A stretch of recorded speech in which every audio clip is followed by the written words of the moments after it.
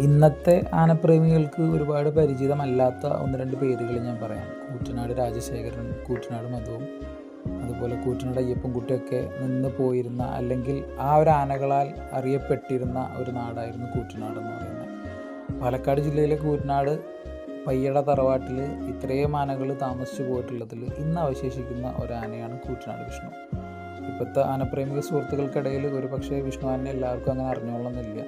ഒരു ചുരുങ്ങിയ സമയപരിധിയുള്ളിൽ മാത്രം പരിപാടി എടുത്ത് ഒതുങ്ങി നിൽക്കുന്ന, അല്ലെങ്കിൽ കേരളത്തിൽ അങ്ങോളം ഇങ്ങോളം ഓടിച്ചെന്ന് പരിപാടി എടുക്കുന്ന, അല്ലെങ്കിൽ മറ്റാനകളെ പോലെ വലിയ നിലവോ അങ്ങനെയോ കാര്യങ്ങളൊന്നും ഇല്ലാത്ത ഒരു ചിട്ടയായ ഒതുക്കത്തിലൊക്കെ ഒരു പരിപാടി എടുത്ത് പോകുന്ന ഒരു സൗമ്യനായ ഒരു ആനയാണ് കൂറ്റനാട് വിഷ്ണു. അപ്പോൾ നമ്മൾ ഇന്ന് വീഡിയോയിലൂടെ പരിചയപ്പെടുത്തുന്നത്, അല്ലെങ്കിൽ നമ്മളിന്ന് വീഡിയോയിലൂടെ കാണിക്കുന്നത് വിഷ്ണു ആനയുടേതായിട്ടുള്ള കുറച്ച് വിശേഷങ്ങളാണ്. കൂറ്റനാട് പയ്യട തറവാട് എന്ന് പറഞ്ഞാൽ ഒരുപക്ഷെ പലർക്കും അറിയുണ്ടാവില്ല. എന്നാൽ ശ്രീധരൻ വൈദ്യർ ആനകൾ എന്ന് പറയുന്ന രീതിയിലേക്ക് എല്ലാവർക്കും അറിയപ്പെട്ടിരുന്നൊരു കാലഘട്ടം ഉണ്ടായിരുന്നു. ഇന്ന് അദ്ദേഹം ജീവിച്ചിരിപ്പില്ല. ഇത്ര ആനകൾ നിന്ന് പോയിട്ടുള്ള ആ ഒരു തറവാട്ടിൽ ഇന്ന് അവശേഷിക്കുന്ന ഒരേ ഒരു കൊമ്പൻ കൂറ്റനാട് വിഷ്ണുവാണ്. ഇപ്പോൾ ആനയുടേതായിട്ടുള്ള കാര്യങ്ങളൊക്കെ നോക്കുന്നത് നമ്മളുടെ വൈദ്യരുടെ തന്നെ മരുമോനായിട്ടുള്ള ഉണ്ണിയേട്ടനാണ്. പുള്ളി ഒരു അഡ്വക്കേറ്റും കാര്യങ്ങളൊക്കെയാണ്. തൃശ്ശൂർ ബേസ് ചെയ്തിട്ടാണ് അവർ താമസിക്കുന്നത്. ഇവിടെ ആനയുടേതായിട്ടുള്ള കാര്യങ്ങൾ നോക്കാനും കാര്യങ്ങളൊക്കെ ആയിട്ട് ഒരുപാട് പേരുണ്ട്. അപ്പോൾ നമ്മൾ യാദൃശ്ചികമായിട്ട് കൂറ്റനാട്, ഞാൻ ലീവിന് വന്ന സമയത്തേക്ക് ആനയുടെ തറയിലേക്ക് പോകണമാണ്. ഞാൻ സ്ഥിരമായിട്ട് നാട്ടിൽ വരുന്ന എല്ലാ സമയങ്ങളിലും ആനനെ കാണാൻ പോകാറുണ്ട്, ആനയ്ക്ക് എന്തെങ്കിലും വാങ്ങിച്ചു കൊടുക്കാൻ പോകാറുണ്ട്. അപ്പോൾ അങ്ങനെ ചെല്ലുന്ന സമയത്താണ് ആനയ്ക്കൊരു സ്ഥിരം പതിവുണ്ട്. ഒരു വൈകുന്നേരം ഒരു 3-3:30 ആവുന്ന സമയത്തേക്ക് വൈദ്യരുടെ തന്നെ തറവാട്ടിലൊരു ആനേനെ കുളിപ്പിക്കാൻ പറ്റിയൊരു ടാങ്ക് ഉണ്ട്. അതിപ്പോൾ നല്ല ഒരുപാട് കാലങ്ങളായിട്ട് 3 ആനയും 4 ആനയൊക്കെ ഒരുമിച്ച് നിന്നിരുന്ന സമയങ്ങളിലും എല്ലാ ആനകളെയും സമയബന്ധിതമായിട്ട് അവിടെ തന്നെയാണ് കൊണ്ട് കഴുക്കും കാര്യങ്ങളൊക്കെ ഉണ്ടായിരുന്നത്.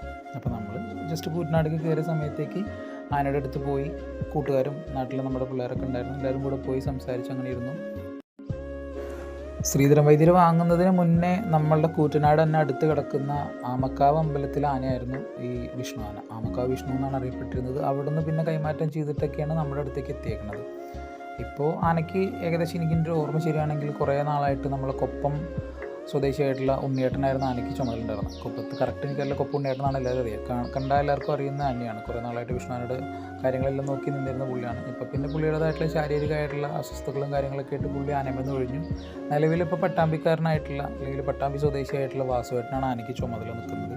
അതുപോലെ തന്നെ നമ്മളെ മുരളിയേട്ടൻ കൂടെ ഉണ്ട്, ഷൊർണൂർ സ്വദേശിയായിട്ടുള്ള ബാബുവേട്ടനും കൂടെ ഉണ്ട്. അങ്ങനെ 3 പേരാണ് ആനയുടെ എല്ലാ കാര്യങ്ങളും നോക്കി ചെയ്യുന്നത്. നമ്മൾ ചെല്ലുന്ന സമയത്തേക്ക് ഏകദേശം ആനയുടെ ഒരു പുറം കഴുക്കും കാര്യങ്ങളൊക്കെ കഴിഞ്ഞു. ഇങ്ങനെ തന്നെയാണ് ഒരു ദിവസം ആനയുടെ കാര്യം. രാവിലെ മുന്നേക്ക് ഉണ്ടായിരുന്നതെന്ന് വെച്ച് കഴിഞ്ഞാൽ ആനയും കൊണ്ട് വഴിയടിച്ച് പോയിട്ട് നമ്മുടെ ചുറ്റുവട്ടത്തുള്ള സ്ഥലങ്ങളിലൊക്കെ വന്ന് പന ഒക്കെ മുറിച്ചിട്ടോ അല്ലെങ്കിൽ പട്ടയൊക്കെ എടുത്തിട്ട് അവർ തിരിച്ചു വിടുന്ന് കൊണ്ടുപോകും. ഇപ്പോൾ പിന്നെ ഒട്ടുമിക്ക സമയങ്ങളിലും വണ്ടിയിൽ പട്ട ഇറക്കുന്നൊരു പതിവുണ്ട്, അല്ലെങ്കിൽ ഇവർ തന്നെ പോയിട്ട് വെട്ടി കൊണ്ടുവരും. അപ്പോൾ കൂറ്റനാട്